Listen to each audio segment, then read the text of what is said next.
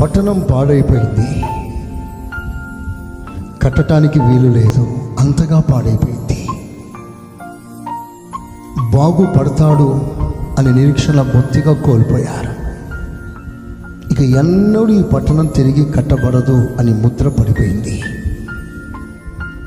అంటే మరలా ఈ వ్యక్తి, ఈ విశ్వాసి బాగుపడడం, నూతన పరచబడడం, లోకంలో కలిసిపోయాడు, దేవునికి చాలా దూరం అయిపోయాడు.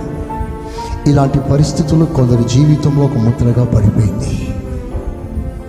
అలాంటి సమయంలో ఇది నూతన పరచబడుట సాధ్యమా, మరలా వ్యక్తి కట్టబడుట సాధ్యమా అని మన మనుష్య ఆలోచన ప్రకారంగా ఆలోచిస్తుంటే దేవుడే ఈ విషయంలో జోక్యం చేసుకుంటూ ఆయన అంటాడు, తప్పకుండా ఈ పట్టణం మరలా కట్టబడుతుంది.